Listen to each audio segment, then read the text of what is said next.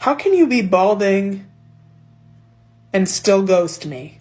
Well, if we're going to say that a person should act a certain way while dating based on how they look, then there's a lot of people in for a rough time of it, because they certainly don't have the personalities to make up for their appearance.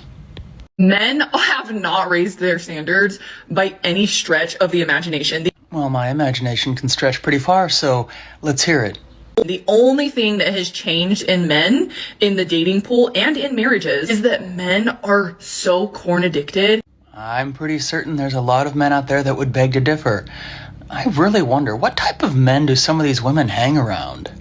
They don't even have standards. All they want is a hot body and a pretty face. They expect so many women to just be like a porn star. They are warped. Not as warped as this take is, because most men, in fact, would prefer that their partner have some substance to their personality and good qualities, in addition to being physically attractive.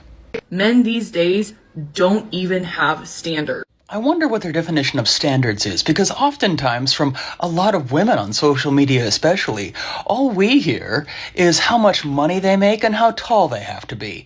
That's not really setting a lot of standards, is it? It's just about looks and the bedroom for so many men. That's not a standard. That's objectifying a woman. Ironically, when women do that, though, some women would say that's empowering.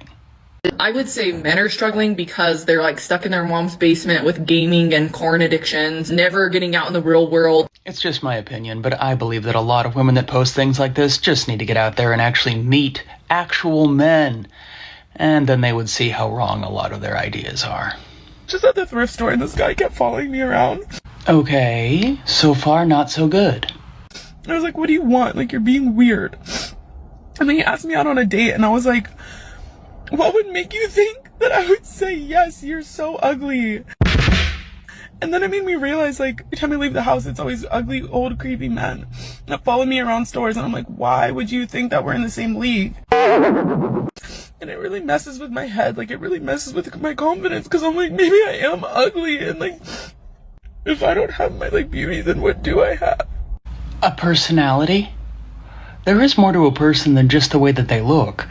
And might I add that looks don't stay around forever, and not everyone was gifted with good looks. So, yeah, just no. I genuinely think the worst insult you could receive from someone is being called a pick-me. Why? I get called that multiple times a day. And I don't even let it faze me, because I know what the truth of the matter is. I really don't understand how so many individuals can let random strangers make them feel bad about themselves by saying things that absolutely are not true. A person cannot make you feel inferior without your consent, you know. It's just the most demeaning term. Honestly, worse than all the bad names in the book. It's really not. After all, there are a lot worse things that a person could be called. But in my humble opinion, there is never an excuse for name-calling. First of all, it's simply childish.